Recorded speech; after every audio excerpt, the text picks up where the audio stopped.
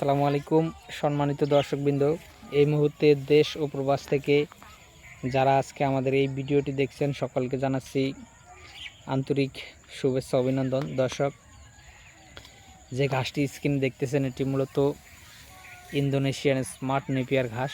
দর্শক, এই ঘাসটি যেমন পুষ্টিগুণে ভরপুর তেমন আপনার ফলনও জমিতে হয়। দর্শক, এখন যে ঘাসগুলো দেখতে পাচ্ছেন এগুলো একবার কাটার পরে 30 দিন অর্থাৎ 1 মাস বয়স হয়েছে।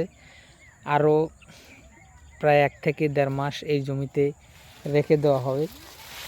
এগুলো গরু ছাগলকে আমরা কেটে খাওয়ানোর জন্য এই জমিতে রেখেছি। আর অন্যান্য যেই কাটিনের ভিডিও আমরা দেই সেগুলো কিন্তু প্রায় 4 থেকে 5 মাস রেখে দেওয়ার পরে প্রায় 4 ফিট কিংবা 5 ফিট লম্বা হয়ে যায় সে গাছগুলো। কিন্তু এগুলো যেহেতু গরু ছাগলকে কেটে খাওয়ানোর জন্য করা হয়েছে সে কারণে এগুলো আপনার 4 ফিট কিংবা 5 ফিট লম্বা হতে পারে না।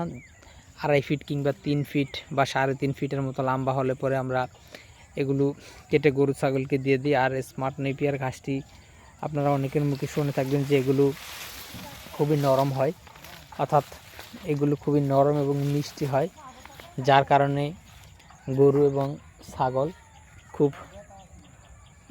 খুব খেয়ে থাকে। দর্শক, অন্যান্য ঘাস এত বেশি নরম এবং মিষ্টিও হয় না, আর অন্যান্য ঘাস গরু ছাগল এত বেশি খায়ও না।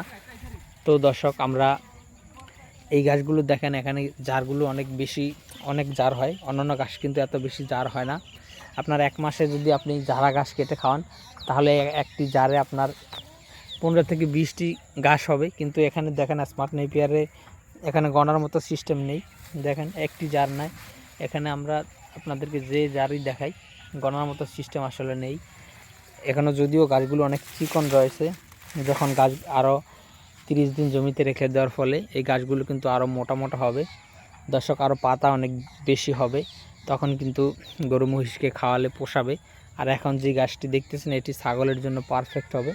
তো দর্শক, আমরা সারা বাংলাদেশ ব্যাপী এই ইন্দোনেশিয়ান স্মার্ট নেপিয়ার ঘাসের কাটিং কিন্তু ডেলিভারি দিয়ে থাকি। আপনারা যদি এই ঘাসের কাটিং সংগ্রহ করতে চান তাহলে অবশ্যই স্ক্রিনে দেওয়া নম্বরে যোগাযোগ করবেন।